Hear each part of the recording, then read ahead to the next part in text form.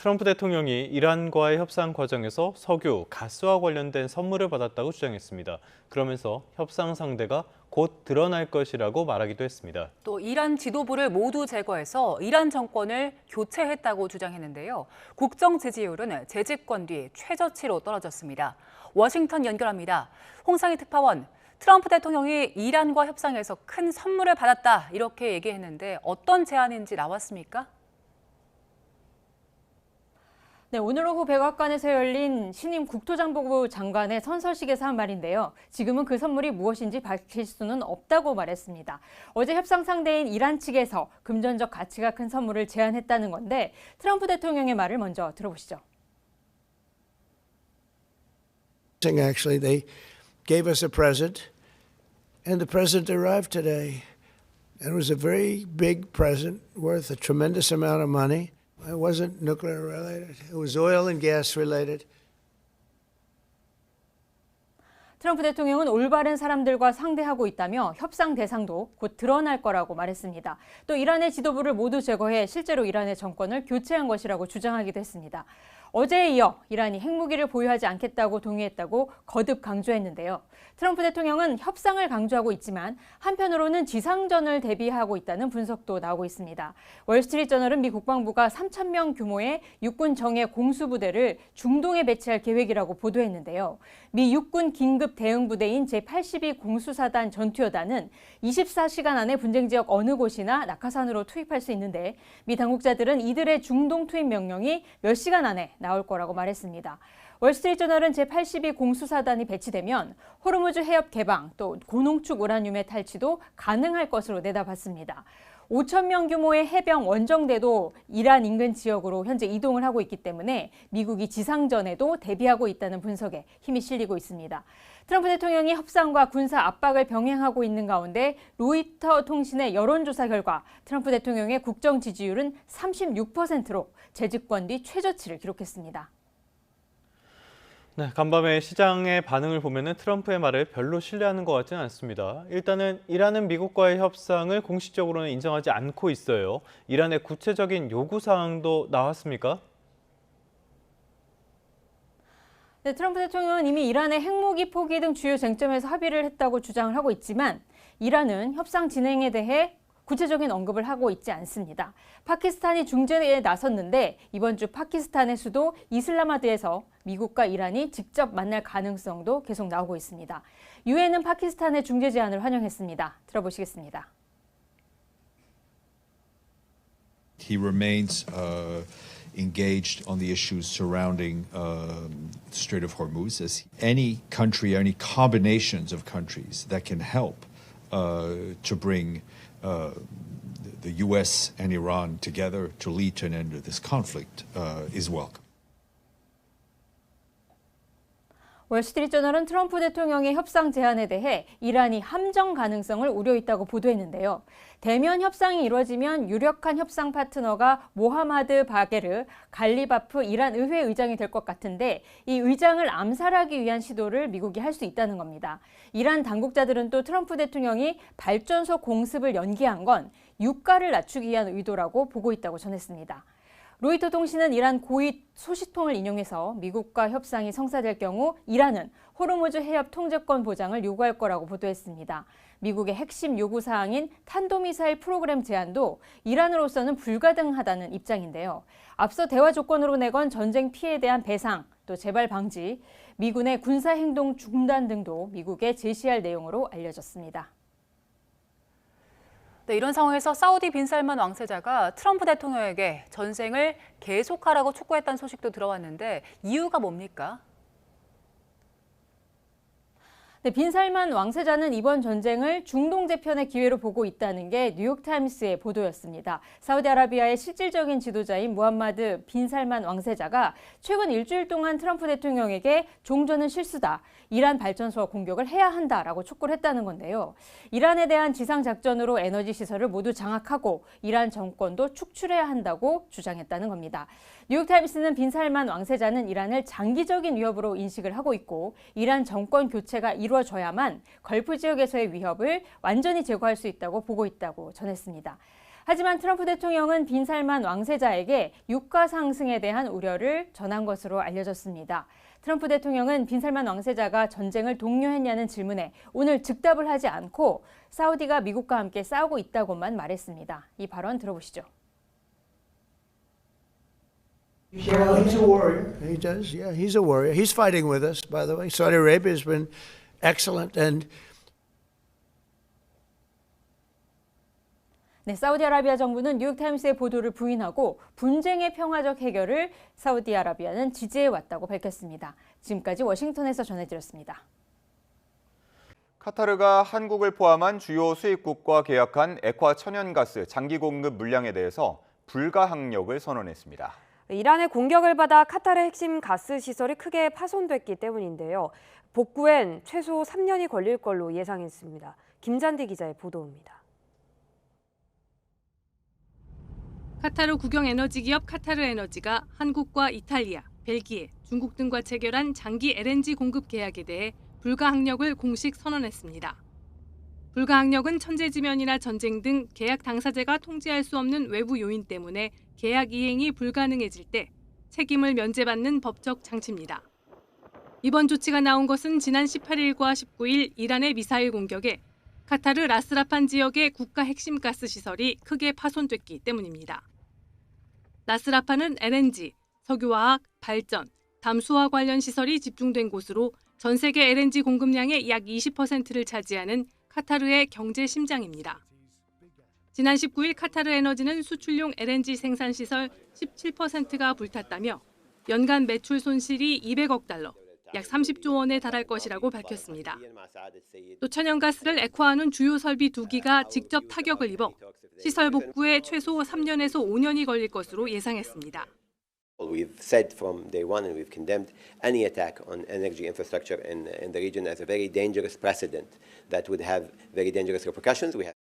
카타르 외에 쿠웨이트와 바레인도 최근 불가항력을 선언했습니다.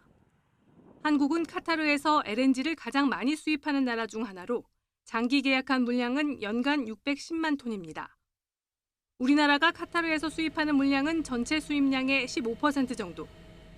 정부는 당장 수급에는 문제가 없다고 밝혔지만 사태가 장기화하면 가격이 비싼 단기 현물 시장에서 가스를 조달해야 해 국내 가스와 전기요금에도 영향이 불가피합니다. 이란의 호르무즈 해협 통제로 유조선과 LNG 운반선이 사실상 멈춰선 상황에서 주요 에너지 수출국들의 이딴 불가항력 선언으로 에너지 수급 불확실성은 더욱 커졌습니다. YTN 김재한입니다. 트럼프 미국 대통령의 말에 따라 금융시장이 하루하루 널뛰기를 하고 있습니다. 그제 6%대 급락했던 코스피는 어제 2.7% 상승했습니다. 17년 만에 최고치를 기록했던 원달러 환율은 나흘 만에 1,500원 밑으로 내려왔습니다. 이승근 기자가 전합니다. 그제 6% 넘게 급락한 코스피는 어제는 미국과 이란 협상 기대감에 2.7% 올라 5,500선을 회복했습니다. 개인이 대거 주식을 사들였고 외국인은 사거래일째 순매도를 기록했습니다. SK하이닉스는 5%대, 삼성전자와 현대차는 1%대 상승했습니다. 코스닥도 2%대 오른 1,121선에서 마감했습니다. 변동성이 큰 상황에서 전문가들은 이번이 마지막이라는 밑도 끝도 없는 낙관이 가장 안 좋은 판단이라고 강조합니다. 우리나라는 이란 사태에도 불구하고 연초 대비 수익률이 플러스라는데 그 얘기는 투자 수익이 난 부분은 그냥 지키는 투자를 하는 게 낫다라고 생각을 하고 있고요. 변동성을 이용해서 수익을 내려는 자세는 좀 자제할 필요가 있지 않나. 서울 외환시장에서 원달러 환율도 22원 하락해 1,495원의 주간 거래를 마쳤습니다. 환율은 트럼프의 초토화 발언에 그제 17년 만에 최고치인 1,517원대로 주간 거래를 마감했지만 공격 연기 발언에 30원 넘게 떨어지는 등 그야말로 롤러코스터를 탔습니다. 이처럼 큰 환율 변동성은 수출 기업들의 대응력을 떨어뜨려 수익성 악화를 초래할 수 있습니다. 원자재 수입가는 오르는데 수출 단가를 정하기는 어렵기 때문입니다. 일반적으로 환율이 오르면은 수출 단가를 낮출 수 있지만 환율이 계속해서 변동성을 보이면은 환율 방향성을 예측할 수 없기 때문에 실제적으로는 단가를 내리기 되게 어려워집니다. 환율이 나흘 만에 1,500원 밑으로 내려왔지만 그래도 불안한 모습입니다.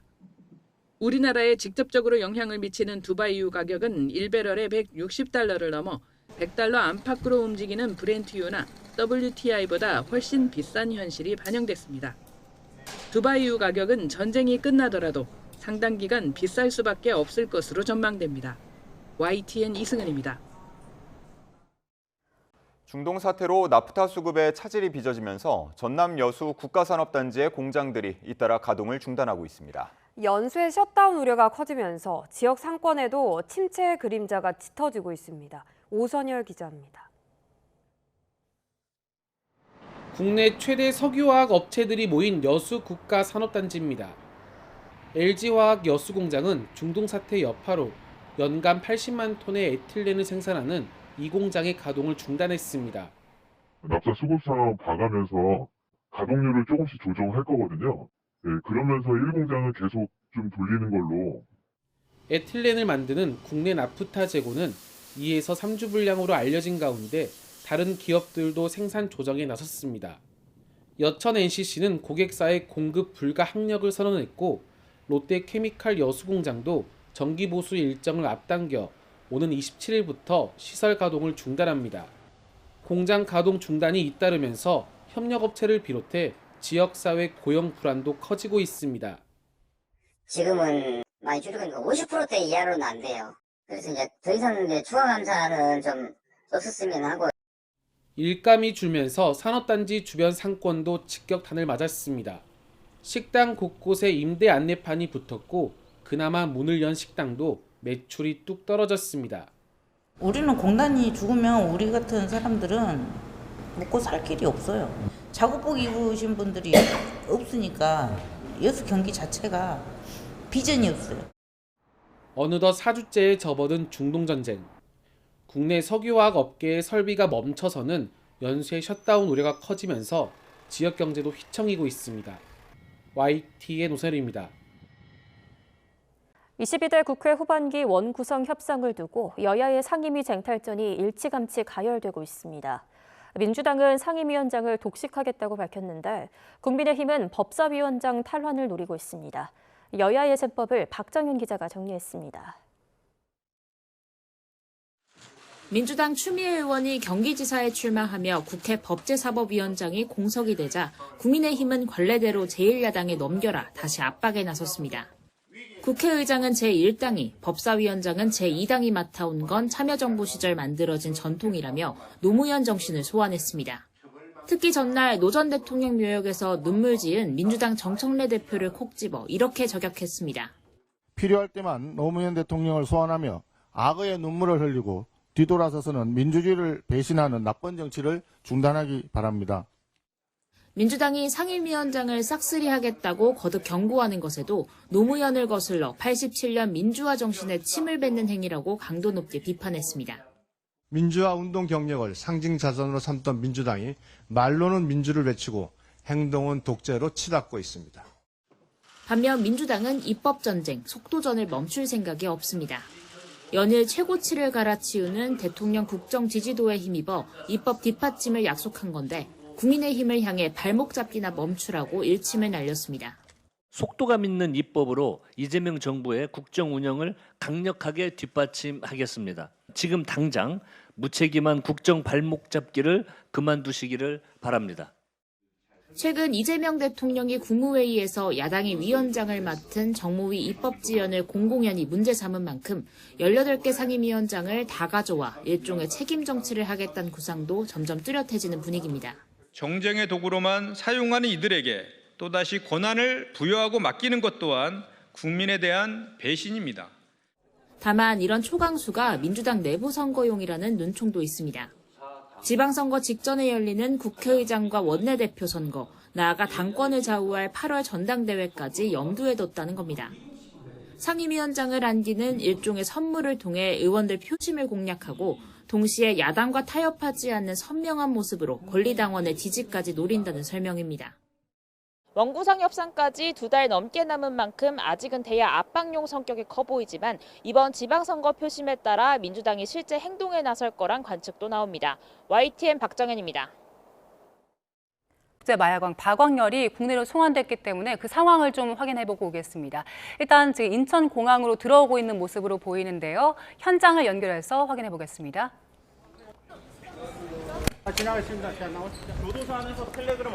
필리핀에 수감돼 있던 이른바 국제 마약왕 박광렬입니다. 국내로 송환되고 있는 모습을 함께 보고 계십니다. 네, 지난 2022년 필리핀 법원에서 한국인 3명을 살해한 사탕수수밭 살인 사건으로 징역 52년 그리고 장기징역 60년을 선고받은 상태인데요. 필리핀에서 송환돼서 오늘 국내로 돌아오고 있는 모습입니다. 이재명 대통령은 이달 초 필리핀 대통령에게 직접 박광렬 씨의 임시 인도를 요청했고요.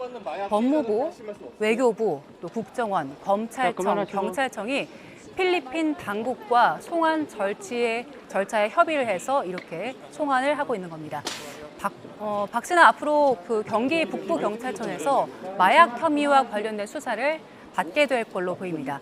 앞서 경찰은 박 씨가 공범을 통해서 필리핀에서 한국으로 다량의 마약을 밀수입하고 또 유통하고 판매한 정황을 포착했는데요. 앞으로는 경기 북부경찰청에서 마약 혐의와 관련된 수사를 받게 될 걸로 보입니다.